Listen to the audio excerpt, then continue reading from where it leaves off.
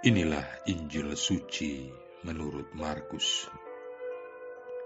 Pada waktu itu, Yesus meninggalkan daerah Galilea dan berangkat ke daerah Tirus. Ia masuk ke sebuah rumah dan tidak mau bahwa ada orang yang mengetahuinya. Tetapi kedatangannya tidak dapat dirahasiakan. Malah seorang ibu yang anak perempuannya kerasukan roh jahat segera mendengar tentang dia, lalu datang dan tersungkur di depan kakinya. Perempuan itu seorang Yunani bangsa Siro-Fenisia. Ia memohon kepada Yesus untuk mengusir setan itu dari anaknya. Lalu Yesus berkata kepadanya, "Biarlah anak-anak kenyang dahulu, sebab tidak patut mengambil roti yang disediakan bagi anak-anak dan melemparkannya kepada anjing." Tetapi perempuan itu menjawab, "Benar Tuhan, tetapi anjing yang di bawah meja juga makan remah-remah yang dijatuhkan anak-anak." Maka kata Yesus kepada perempuan itu, "Karena kata-katamu itu, pergilah sekarang, sebab setan itu sudah keluar dari anakmu." Perempuan itu pulang ke rumahnya, lalu didapatinya anak itu berbaring di tempat tidur, sedang setan itu sudah keluar. Demikianlah sabda Tuhan. Saudara-saudari yang terkasih, kita pasti sangat terkejut dari semua model pelayanan Yesus kepada bangsa-bangsa di luar Israel. Hanya bacaan hari ini sajalah yang mengisahkan sesuatu secara unik, yakni tokoh Yesus memainkan peran dengan sangat tegas.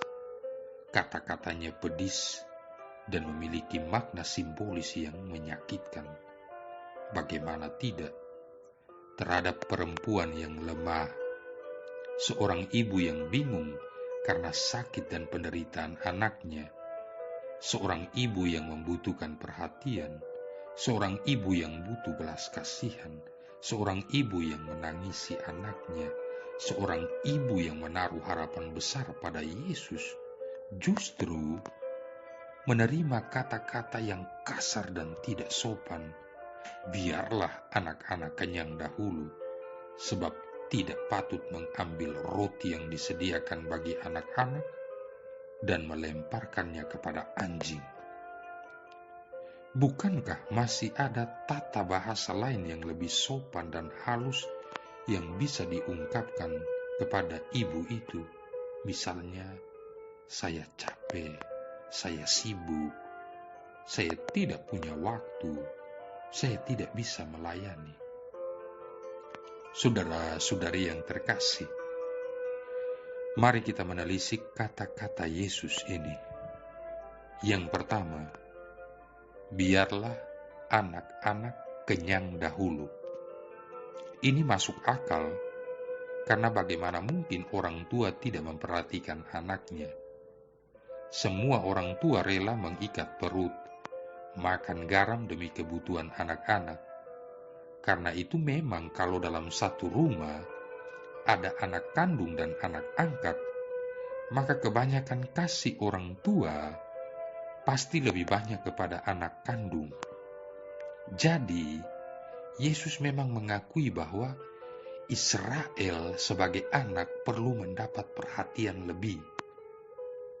Tapi yang menjadi soal adalah apakah surga juga sedang membeda-bedakan antara anak kandung dan anak tiri? Apakah anak-anak yang lain tidak membutuhkan makan? Atau mungkin anak-anak tiri hanya sekedar makan, tak harus kenyang? Bukankah anak tiri itu juga adalah buah karya Allah sendiri? Makin kita bertanya, makin kita sadar betapa kasarnya kata-kata ini. mengukur manusia dari makanan, menyamakan manusia dengan makanan. Yang kedua, tidak patut mengambil roti bagi anak-anak dan dilemparkan kepada anjing. Roti bagi anak dan roti bagi anjing. Zaman sekarang mengasihi binatang itu biasa. Ada orang yang karena rasa sayangnya, maka rela binatangnya minum susu, makan gizi daripada anak-anaknya sendiri. Lalu apakah surga begitu tega membiarkan anjing mati kelaparan karena roti hanyalah milik anak-anaknya? Terlalu keras kata-kata ini. Saya yakin jika kita yang dikatakan seperti itu, apalagi memposisikan kita seperti anjing, maka kita akan marah dan taruhannya adalah harga diri. Tapi yang mengherankan kita, mengapa perempuan itu tidak sedikit pun tersinggung? Apakah dia mati rasa? Apakah dia tidak punya rasa malu dan harga diri? Saudara-saudari yang terkasih, sesungguhnya menelusuri peran perempuan Siro-Fenesia ini, justru kita menemukan banyak refleksi bagi iman kita.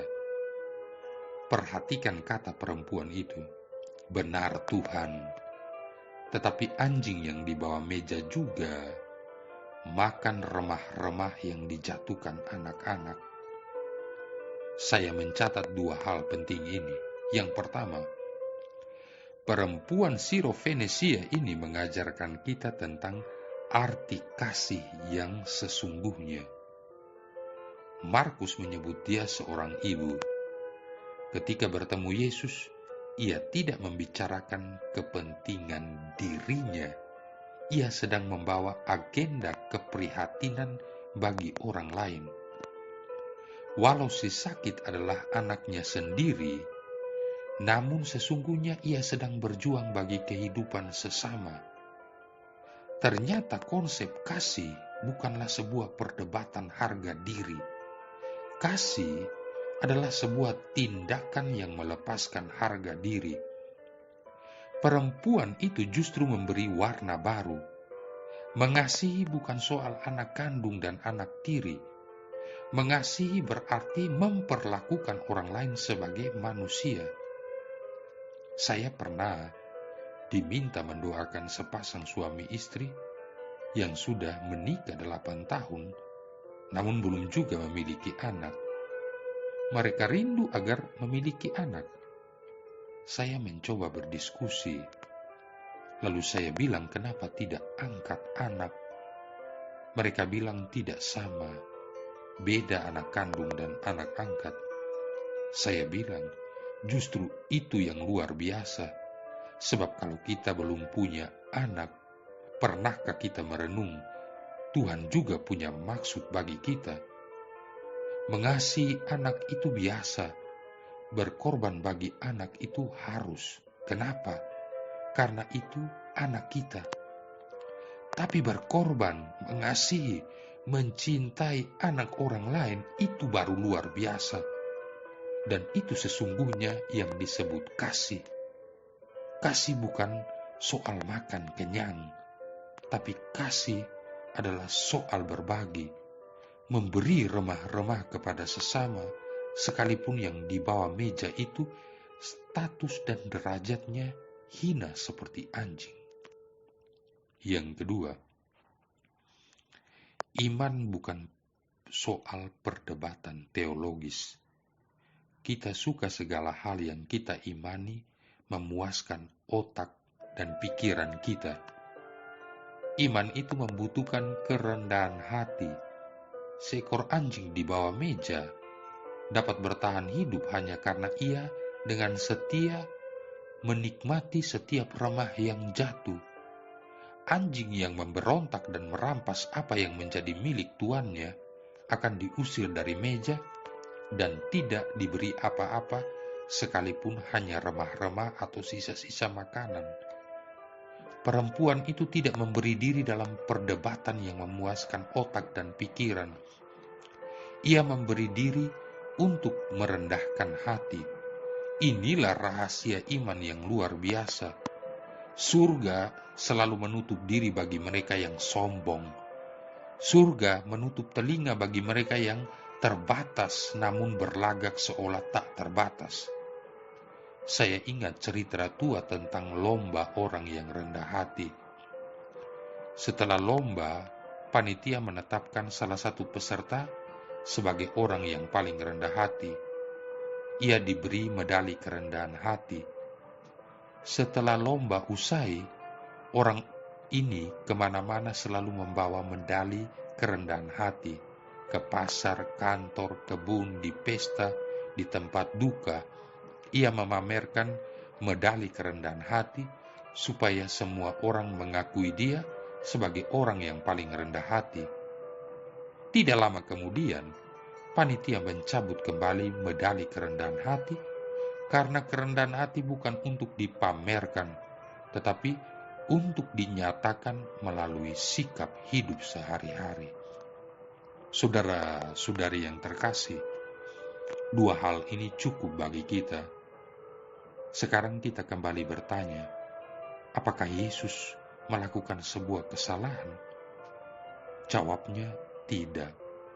Justru Yesus mau mengajarkan sebuah model Injil yang baru. Injil tak boleh menjadi kabar murahan. Injil tak boleh dipakai untuk melayani kepentingan diri. Injil harus diterima dengan kasih dan iman yang penuh kerendahan hati. Ibu itu dibenarkan karena kata-katanya cerminan orang yang rendah hati. Anaknya pun sembuh.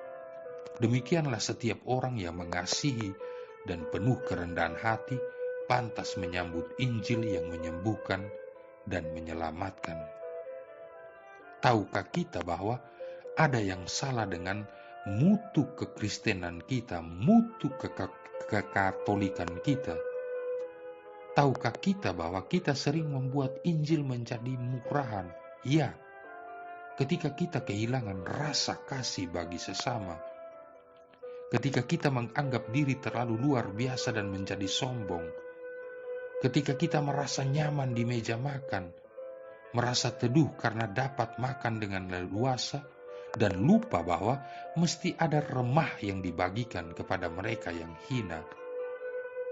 Injil menjadi murahan ketika kita menahan berkat Tuhan yang kita terima untuk menggemukkan diri sendiri. Injil menjadi murahan ketika kita melayani tanpa keteladanan.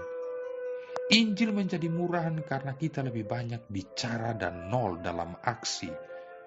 Injil menjadi murahan ketika kita suka menghakimi sesama dan lupa menghakimi diri sendiri. Injil menjadi tawar ketika kita tidak mampu menjadi berkat bagi sesama. Perempuan Siro-Fenesia memberi sumbangan baru bagi Injil dari negeri orang kafir, supaya kita, saya dan Anda yang beriman dan mengandalkan Yesus, tidak membuat Injil menjadi murahan. Demikianlah arti dari Injil ini.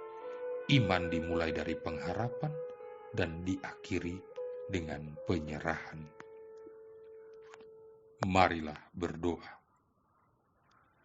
Allah Bapa umat manusia, kami sudah Kau ciptakan agar berusaha menjadi sempurna dalam cinta kasih dan kebaikan. Semoga hati kami selalu terbuka dan dunia ini menjadi tempat kediaman yang membahagiakan bagi siapa saja. Dengan pengantaran Yesus Kristus Putra-Mu Tuhan kami, yang bersama dengan Dikau dan Roh Kudus hidup dan berkuasa, satu Allah sepanjang segala masa. Tuhan memberkati kita sekalian, Bapa, Putra, dan Roh Kudus.